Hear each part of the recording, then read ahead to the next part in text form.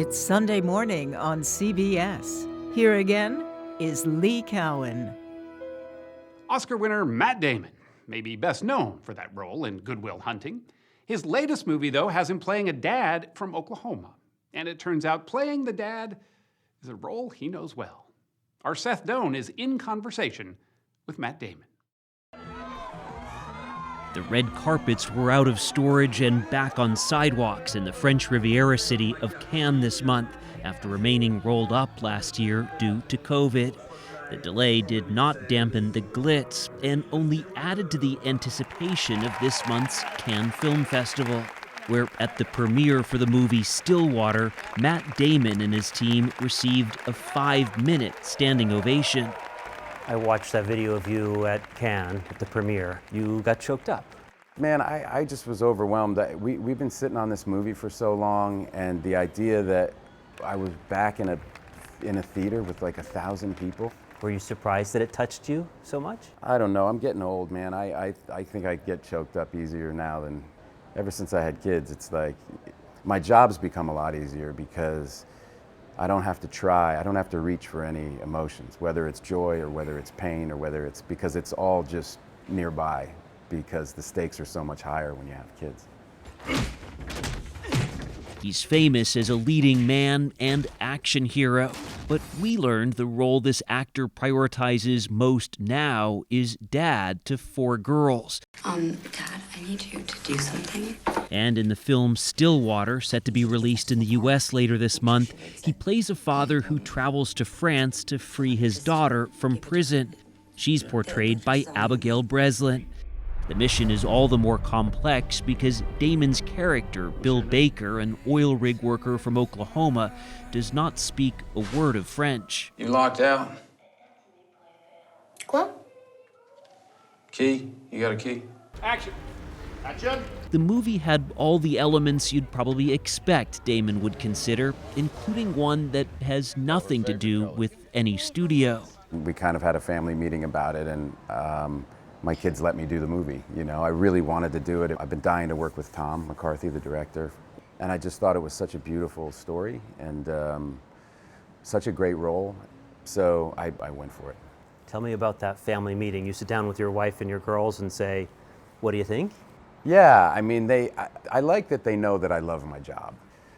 They know it's time consuming and that it's a lot of work and that it fills me up, you know? And actually, this movie is the first time we have a 2-week rule in our family that we're not apart for more than 2 weeks, and this was the first movie where we violated it. So that was really tough, and really actually helped, I think, the performance because it was very easy to kind of, you know, access, you know, what I needed to access because I was really missing my kids. Are you going to keep the 2-week rule? Oh yeah. Reinstate No, it's firmly reestablished, and yeah, it's off the table. We're never breaking it again.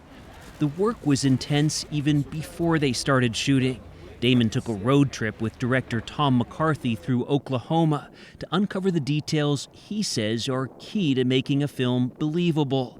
That's where they met an oil rig worker named Kenny Baker. He was one of the guys who took us around, and he's just a great guy, and we'd call him throughout the shoot to just get, you know, maybe tweak a little line of dialogue or ask him a question about, there's one moment where my co-lead, Camille, is an actress, and she invites me to go to the theater.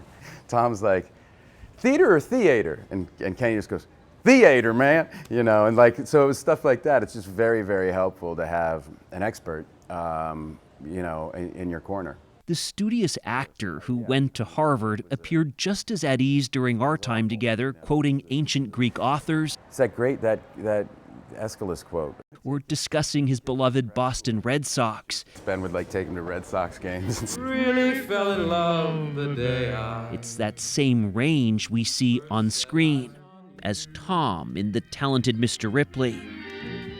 I gotta figure out a way to grow 3 years worth of food here. A stranded astronaut in The Martian, or as the title character in Saving Private Ryan. It doesn't make any sense, sir. Why? Why me? Why do I deserve to go? He's earned 5 Oscar nominations with 1 win over the course of making more than 70 films.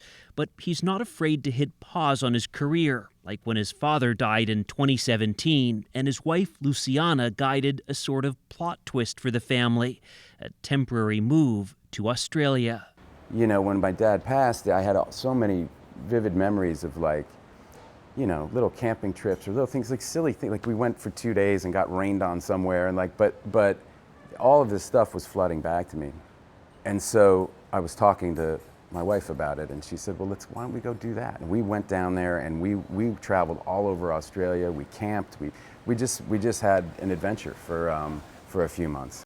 The 50-year-old actor told us he'll not work again this fall as the family gets settled in New York, the kids in new schools. Look, they're growing up with a lot more stuff than their mom or I ever had, so we keep an eye on that. Do you worry about that? Yeah, I worry.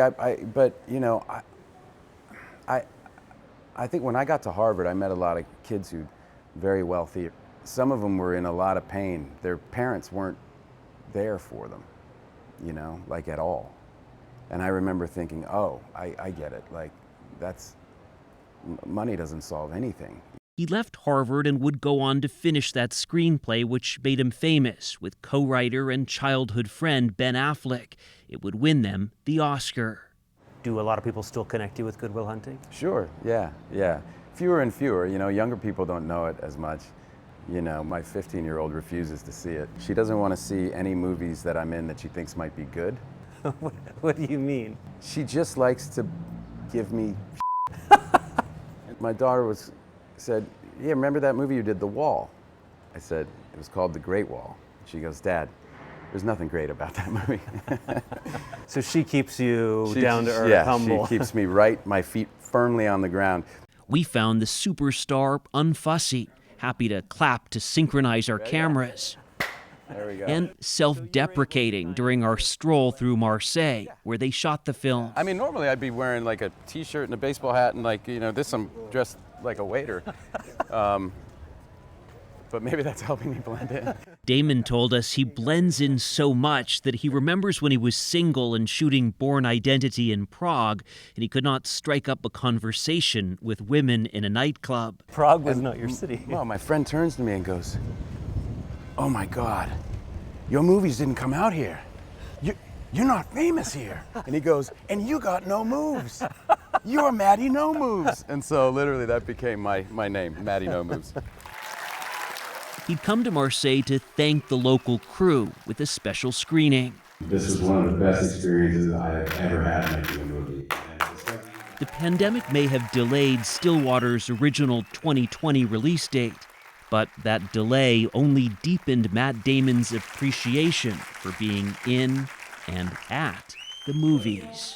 I've been watching stuff on my television like everybody else for a year and a half, and to go back into a theater and be reminded that turning the lights out with hundreds or 1,000, you know, strangers and taking in something together is really wonderful.